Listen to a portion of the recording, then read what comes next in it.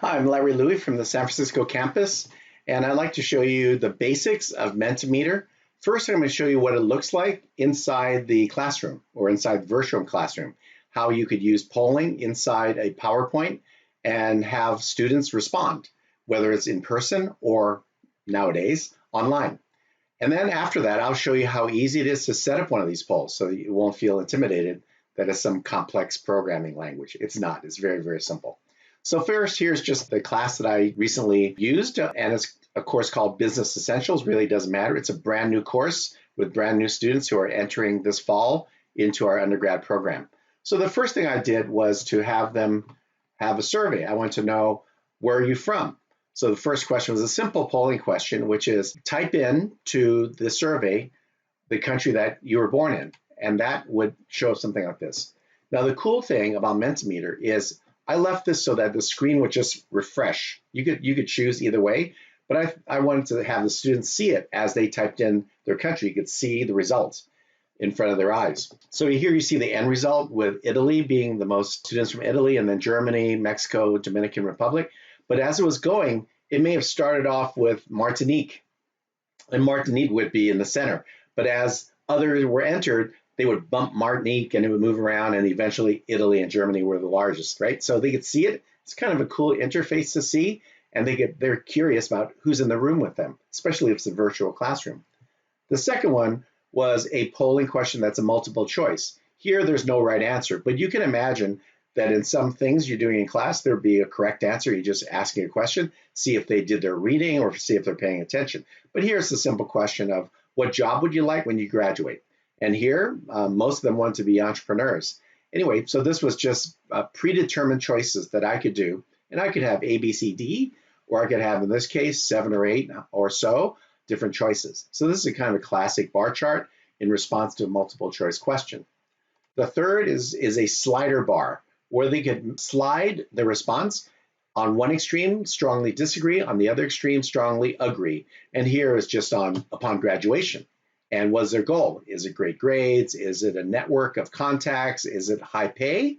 Or is it a satisfying job? And they just set their slider bar, and the result is the average response that came from the students. So that's 3 of the choices.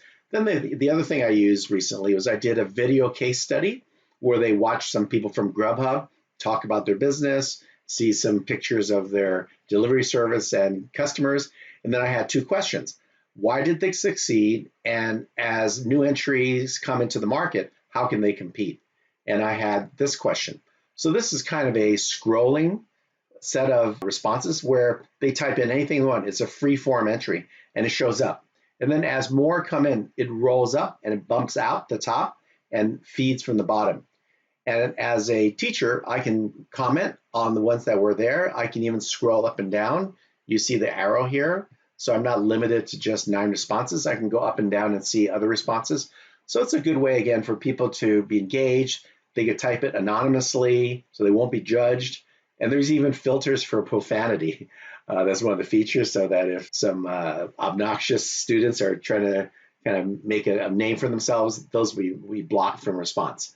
I won't get into all the nuances of Mentimeter, but you could tell they've been doing this for a while, and they've seen some common tricks of the trade that they added to the program. So those are 4, right? So recapping, we had word cloud. It's cool, free form words or short answers. Next is a multiple choice, which could be a survey, could be multiple choice with a correct answer. Next is a slider bar to kind of get degrees of agree or disagree.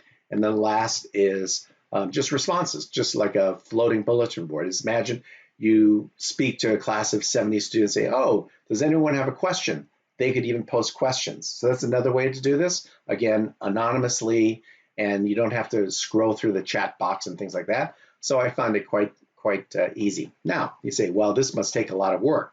Well, not really. So next thing I want to do is pull open the curtain and show you what mentimeter.com looks like. So I'll go to the site, and it literally is mentimeter.com.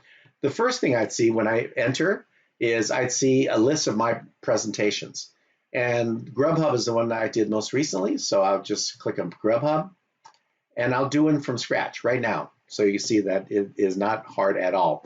So let's say I wanted to do, let's pick type, and I want to do a multiple choice. So that's a very common form. So I'll go here, add a slide, and then I'll say I want multiple choice. And I'll say, what is your favorite holiday? Okay, so it could be that. The first might be Easter. The next might be Christmas. And the next one might be Thanksgiving. And let's just say there are 3. So now that's it. I've set it up and I have 3 choices. Easter is part of the typo, Christmas and Thanksgiving. So let's say that you're done with the poll. You want to know what's your favorite holiday. You have 3 choices, including a typo, but you want to just put it into PowerPoint.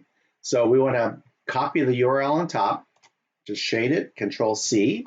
Then we go into PowerPoint and we just find an insertion point. Let's just put it here, new slide. And there's an insert on the top, put my add-ins, and you'll see here I have Mentimeter. I only have 1 choice. You may have more than 1. And what it's going to do is do this dialog box, which will ask you for the URL. So the link is right there, Control V and select. So what it's doing now is actually connecting this slide to the live site. And it says, what's your favorite holiday?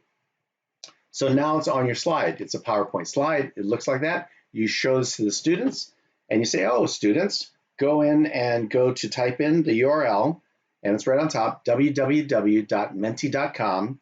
And then it says, use the code, and this URL, I mean, the screen looks like this on a smartphone. It's best on a smartphone in case they want to use the computer for things you do with them in class. So on a smartphone, I'll just put this in, 495048, submit, okay? And what it's going to do is ask me, typos and all, what is your favorite holiday? And then I'll pick Thanksgiving, right, which is my favorite holiday, and hit submit. What's good? Oh, there it shows up on the screen, right? So what just happened is not magic. The students are going to put it in their smartphone. It's going to gather the results on mentimeter.com. And since this PowerPoint slide is connected real time to that site, it's going to show this as it refreshes. So that's all there is to it. So if you have other students, then you'll see the results tick up. Now in the lower right hand corner, you'll see a little picture of a person and the number 1. As you have, let's say 70 people in the room, you'll see it go 1, 2, 3, 4, etc. And if not 70 people vote, then you know somebody's not paying attention, right? So you might say, hey, somebody's not voted yet, so please vote because we want to hear from all of you, something like that. Okay, so that's all there is to it, to link. And going back to the Menti site, we see on the types, let's say I want to insert a new one. You see the choices, multiple choice, and that's the one we just did. And the options on the right are quite clear. And there were 3, but I can keep adding. If you see this button, I can just keep adding, as I did on that, what is your major, or what do you want to work in when you graduate? I added like 8 or so, there's no limit. Another type is a word cloud. Word cloud is really easy because all you do is put in the question. There are no multiple choice by definition. So you would just type in the question you'd like in the word cloud and allow how many entries. So if you say, what are your favorite places to visit? They may have more than one favorite. So here you can have them choose up to how many choices a sit and go respondent can have. You can let them choose 3 different things or more or 1. The other is the open-ended. This is the one I was mentioning earlier. This is the one that scrolls the answers. And the one I've been using is this one here called speech bubbles. And this just kind of flows up as you go. The 1 by 1 will look like a bunch of tiles. They look like Post-it notes. So these are just different displays of the information. And ranking, I didn't show you, but ranking allows you to pick first, second, third, and scales we did use. So you can see that the 4 items that I mentioned to you or showed you in the presentation are all right here under popular question types. I didn't even show you the most popular ones or all the popular ones. And you go below and there are more sophisticated ones that are quizzes and things of that sort. But to get you started, I just showed you 4. Let's just take baby bites. The 4 that I showed you were a word cloud, multiple choice, a slider bar for scales, and then a handy one with free-form open-ended questions. All right, so I hope you enjoyed that. I think it's a pretty good tool. I've used it for 3 classes now, and the students seem to like it, and it's nice to have a little interaction. It's a lot easier than messing around with a chat window. When you're teaching, you really don't have the time to kind of keep track of the chat window. So if you want to ask a question, this is an easy way to see it. Plus, all the students can see it. You're all looking at the same screen. So I hope that was useful to you. Thanks. Bye.